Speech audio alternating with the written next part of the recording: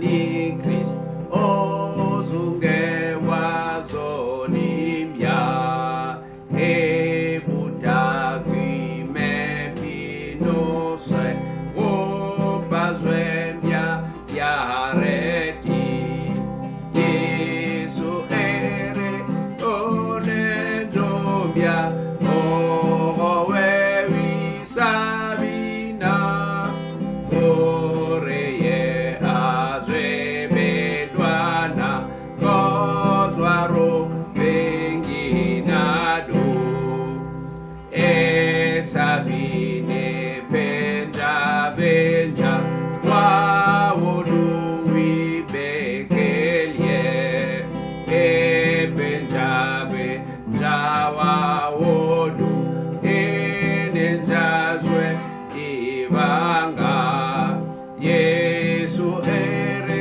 onejobya yogowewi sabina koreye azebejwana kozwarope gihinado. Ce cantique dit enfants, servez Christ, notre Sauveur, avec joie. Il veut, dans sa grâce, vous donner le vrai bonheur. Sabina e benja benja wawodu wibekelie e benja benja wawodu enenzazwe ibanga Yesu ere onedobya ogowe visabina oreye azebedwana kozwaro benginado. Je vous salue, bien-aimés dans le Seigneur, mesdames et messieurs, dans le merveilleux nom de Jésus. Que la grâce et la paix abondent chez vous. Paix et abondante bénédiction. Je profite de cette émission pour souhaiter au père, au papa, une très bonne fête. Alors, c'est la fête des pères. Alors, joyeuse fête des pères à tous les papas, tous ceux qui ont des enfants. Que la grâce de Dieu abonde en vous. Ce dimanche, nous allons aborder un thème fort intéressant. Le thème de ce message, c'est les démons des tombeaux. Un message vraiment particulier, je vous prie de suivre. Nous allons sans plus tarder lire dans l'évangile selon Marc au chapitre 5. Versets 1 à 20. Ils arrivèrent à l'autre bord de la mer, dans le pays des Gadaréniens. Aussitôt que Jésus fut hors de la barque, il vint au-devant de lui un homme sortant des sépulcres, impossédé d'un esprit impur. Cet homme avait la demeure dans les sépulcres et personne ne pouvait plus le lier, même avec une chaîne. Car souvent il avait eu les fers aux pieds et avait été lié de chaînes. Mais il avait rompu les chaînes et brisé les fers, et personne n'avait la force de le dompter. Il était sans cesse nuit et jour dans les sépulcres et sur les montagnes, criant et se meurtrissant avec des pierres. Ayant vu Jésus de loin, il accourut, se prosterna devant lui et cria d'une voix forte: Qu'y a-t-il entre moi et toi, Jésus, Fils du Dieu très haut? Je t'en conjure au nom de Dieu, ne me tourmente pas. Car Jésus lui disait: Sors de cet homme, esprit impur. Et il lui demanda: Quel est ton nom? Légion est mon nom, lui répondit-il, car nous sommes plusieurs. Et il le priait instamment de ne pas les envoyer hors du pays. Il y avait là, vers la montagne, un grand troupeau de pourceaux. qui paissaient. Et les démons le prièrent, disant, envoie-nous dans ces pourceaux, afin que nous entrions en eux. Il le leur permit, et les esprits impurs sortirent, entrèrent dans les pourceaux. Et le troupeau se précipita des pentes escarpées dans la mer. Il y en avait environ 2000, et ils se noyèrent dans la mer. Ce qui les faisait paître s'enfuirent et répandirent la nouvelle dans la ville et dans les campagnes. Les gens allèrent voir ce qui était arrivé. Ils vinrent auprès de Jésus et ils virent le démoniaque, celui qui avait eu la légion, assis, vêtu et dans son bon sens. Et ils furent saisis de frayeur. Ceux qui avaient vu ce qui s'était passé leur racontèrent ce qui était arrivé au démoniaque et au pourceau. Alors ils se mirent à supplier Jésus de quitter leur territoire. Comme il montait dans la barque, celui qui avait été démoniaque lui demanda la permission de rester avec lui. Jésus ne le lui permit pas, mais il lui dit, « Va dans ta maison vers les tiens et raconte-leur tout ce que le Seigneur t'a fait et comment il a eu pitié de toi. » Il s'en alla et se mit à publier dans la Décapole tout ce que Jésus avait fait pour lui, et tous furent dans l'étonnement. Amen. Amen, amen, amen. C'est un merveilleux récit. C'est un merveilleux récit. Nous allons prier. Seigneur, merci pour ta parole, que ce message fasse du bien dans les cœurs. Seigneur, que ton esprit, n'est-ce pas, véhicule ce message. Et je compte sur ton esprit pour le faire pénétrer dans les cœurs des hommes et des femmes.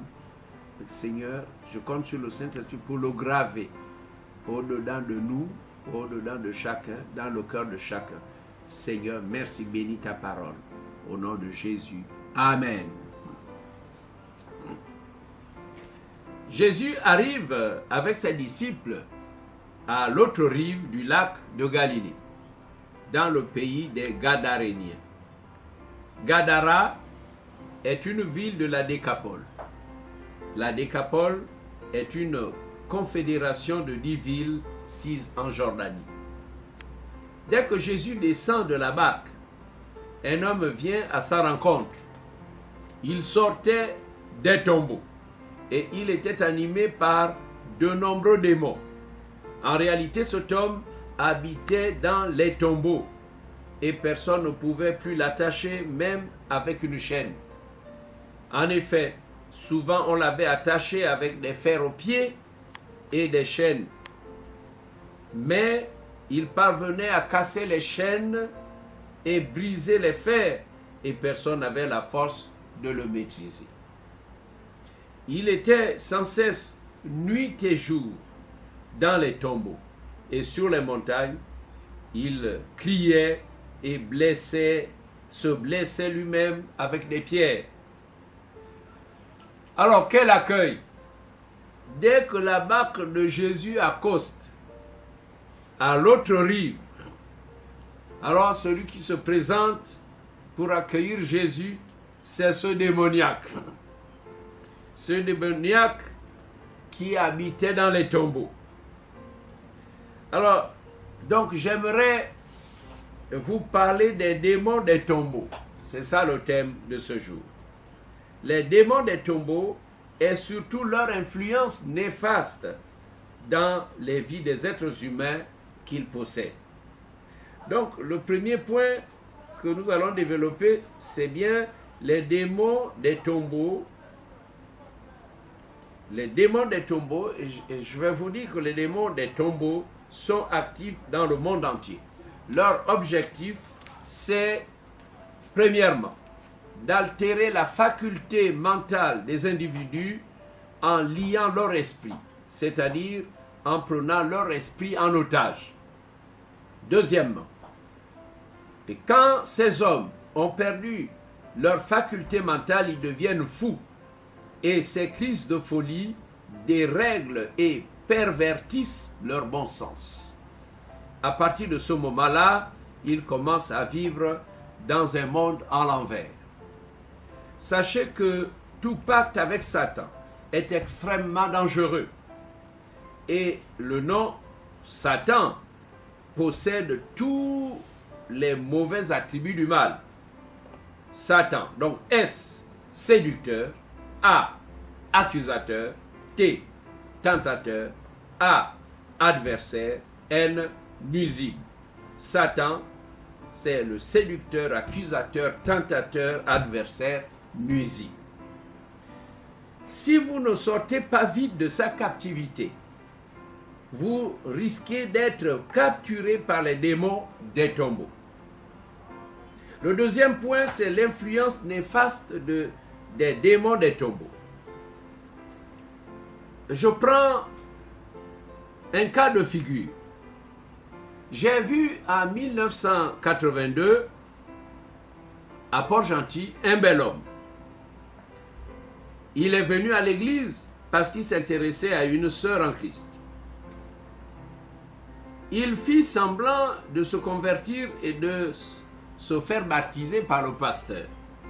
Quelque temps après, il demanda à une sœur en Christ, une sœur en Christ en mariage et réussit à l'épouser. Après la cérémonie nuptiale, il se mit à rire aux éclats et dit « Je vous ai eu. Vous avez cru que j'étais devenu chrétien? C'est faux.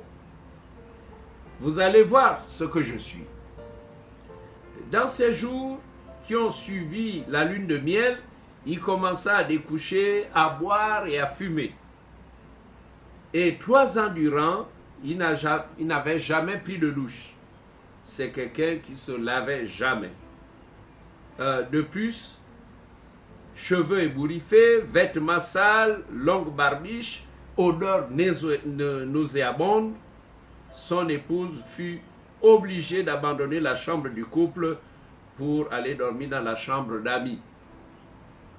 Chaque jour qui passait, la femme subissait des menaces et personne ne réussit à ramener cet homme à la raison. Les démons des tombeaux avaient fait de lui un fou, puyant les alcools et habillé en haillons. Voyez-vous, les démons des tombeaux rabaissent la vie humaine en totale dérision. Les fous mangent dans les poubelles et dorment dans les caniveaux. Quand ils mangent dans les poubelles et dorment dans les caniveaux, ils se croient être au Méridien Rendama ou à l'hôtel Radisson. D'autres deviennent des nudistes et marchent tout nus. Ils sont réduits à leur plus simple expression. Ils sont de facto relégués au rang des inutilités. Seigneur, comment un homme créé à l'image de Dieu peut-il ressembler à un animal sans intelligence, mais simplement conduit par son instinct? Le fou furieux de Gadara était terriblement violent parce qu'il était possédé d'une légion de 2000 démons et il se faisait du plaisir à vivre dans les sépulcres. Donc dans l'évangile selon Marc, au chapitre 5, verset 6, il est écrit « Ayant vu Jésus de loin, il accourut, se prosterna devant lui et s'écria d'une voix forte, « Qu'y a-t-il entre moi et toi, Jésus, Fils du Dieu très haut ?» C'est curieux. Les démons savent que Jésus-Christ est le roi des rois, le Seigneur des seigneurs, le créateur de l'univers et en même temps le Fils du Dieu très haut. Alléluia, gloire à Dieu. La Bible dit dans Philippiens chapitre 1 verset 9 à 11, « C'est pourquoi aussi Dieu l'a souverainement élevé et lui a donné le nom qui est au-dessus de tout nom, afin qu'au nom de Jésus, tout genou fléchisse dans les cieux, sur la terre et sous la terre, et que toute langue confesse que Jésus-Christ est Seigneur, à la gloire de Dieu le Père.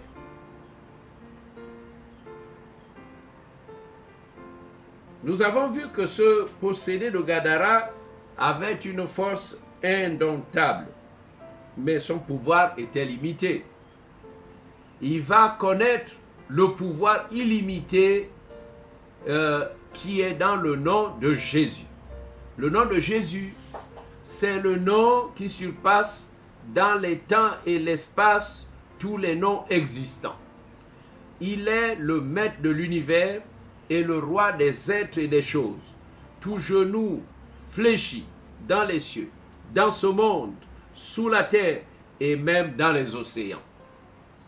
Tous acclament le Maître et toute bouche proclame que Jésus-Christ est Seigneur, à la gloire de Dieu le Père. Alléluia. Le ciel, l'enfer, la terre exalte le vainqueur. Le ciel, l'enfer, la terre exalte toujours le vainqueur. Sur ordre du chef de l'univers, chaque démon sorti du corps de ce fou entra dans un pourceau, sont les porcs, un troupeau de porcs. Et il y en avait, je le répète, 2000. Et ce troupeau se précipita. Les 2000 têtes, les 2000 porcs se précipitèrent des pentes escarpées et se jetèrent dans la mer et se noyèrent tous. Les gardiens du troupeau s'enfuirent et allèrent le raconter dans la ville et dans les campagnes. Les gens allèrent voir ce qui était arrivé. Ils vinrent vers Jésus et virent le démoniaque, celui qui avait la légion des démons, assis, habillé et dans son bon sens, et ils furent saisis de frayeur. Ceux qui avaient été témoins de la scène leur racontèrent ce qui était arrivé au démoniaque et aux 2000 porcs. Alors, ils se mirent à supplier Jésus de quitter leur territoire. Ils avaient tellement peur. Personne ne pouvait venir menacer le maître. Gloire à Dieu. Car l'homme délivré par Jésus va annoncer la bonne nouvelle de la grandeur et de la puissance de Dieu dans le territoire.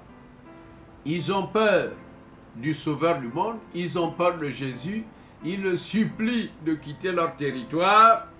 Ok, donc Jésus n'avait pas la possibilité d'évangéliser dans toute la contrée et il ne pouvait pas aller dans les 10 villes qui composaient la Décapole. Mais l'homme délivré va le faire, gloire à Dieu. Oui, l'homme sauvé par Jésus, l'homme délivré par les démons va jouer ce rôle.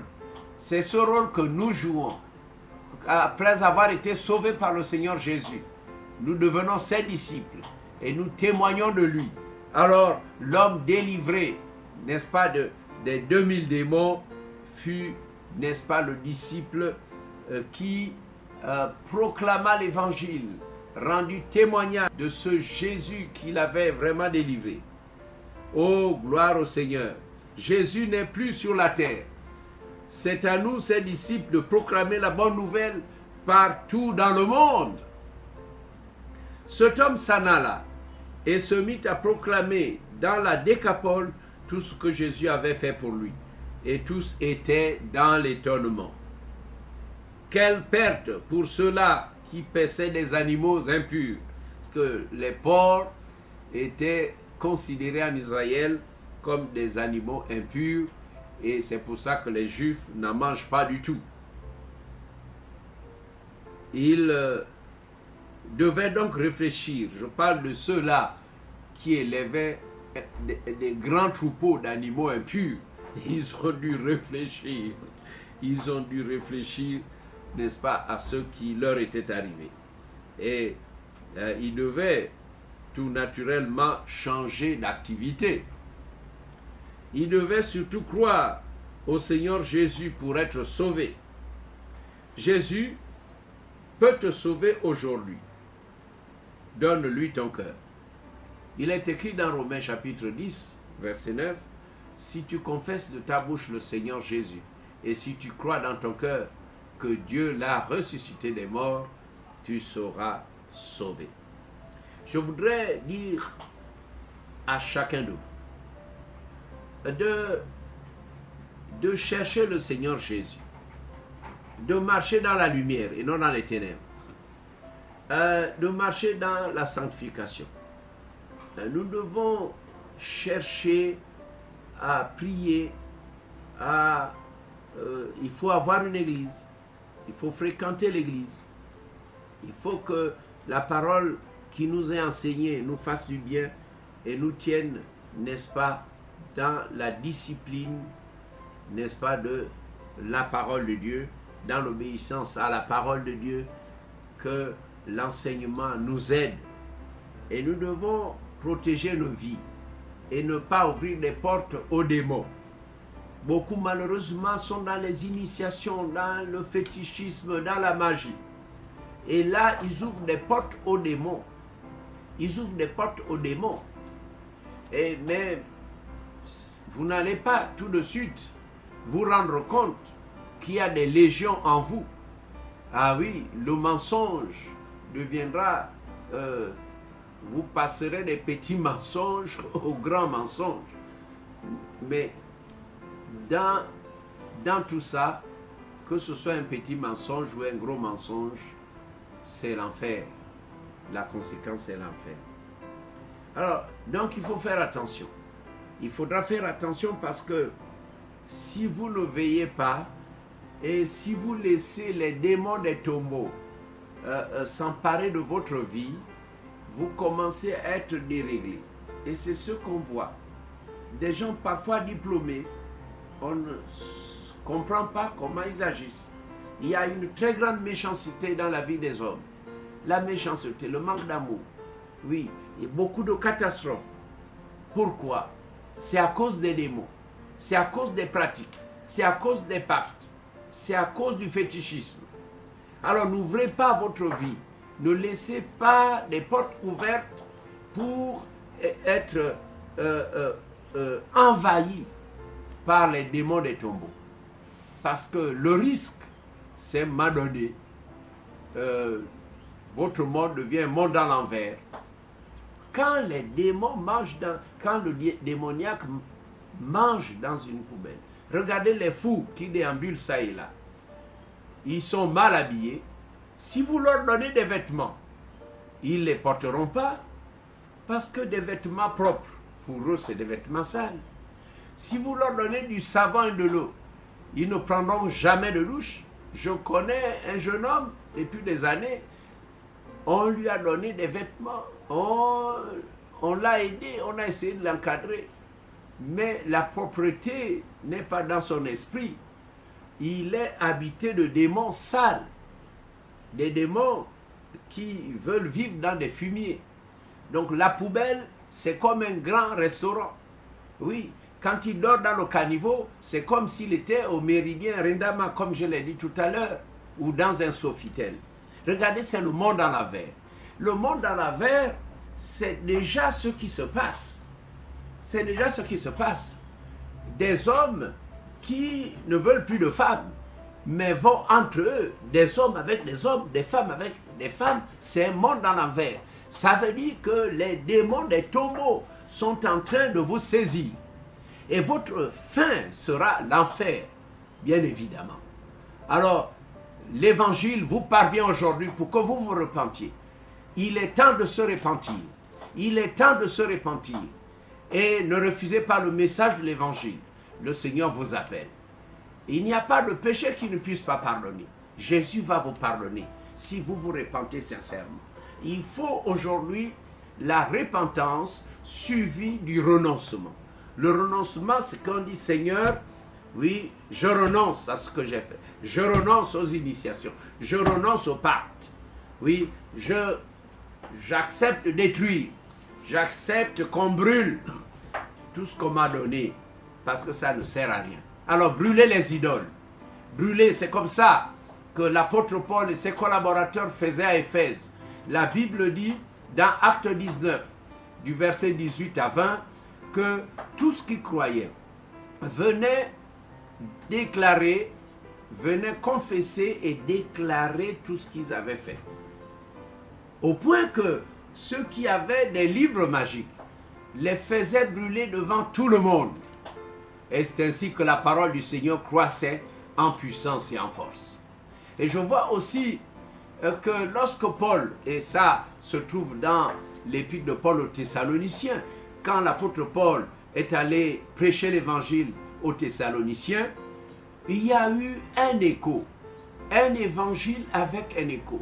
L'écho de cet évangile, oui, l'évangile de délivrance, l'évangile du salut, il y a eu un écho qui s'est répandu, n'est-ce pas, non seulement à Thessalonique, mais dans la Macédoine et dans l'Achaïe. Au point que les hommes se détournaient des idoles et tournaient le regard vers le Dieu vivant et vrai. Et ils abandonnaient les idoles pour servir Dieu et attendre son retour. Voilà ce que l'évangile veut produire, une repentance sincère.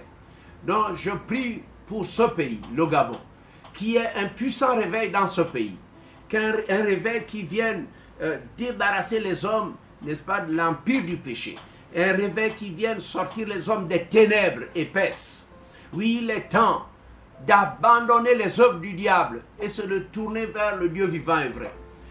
Si nous marchons avec Dieu, Dieu nous bénira. Il bénira nos familles, il bénira notre cité, il bénira notre pays. Mais si nous voulons servir le diable, ce sont des catastrophes qui vont s'accumuler.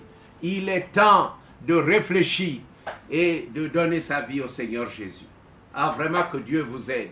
Je vais prier avec vous, je vais prier pour vous. Seigneur, viens au secours à mes frères et sœurs, à tout homme qui est encore loin de toi. Merci pour ceux qui ont compris. Merci pour ceux qui te servent. Mais si quelqu'un est encore endurci, que ce message l'amène au pied de la croix. Seigneur, tu aimes le pécheur. Tu n'aimes pas le péché, mais tu aimes le pécheur. Tu aimes l'homme que tu as créé.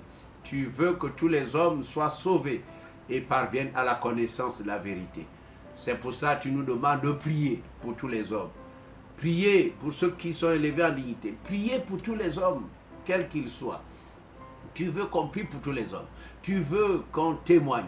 Tu veux qu'on prêche la bonne nouvelle à toute la création. C'est pour que les hommes croient et se fassent baptiser.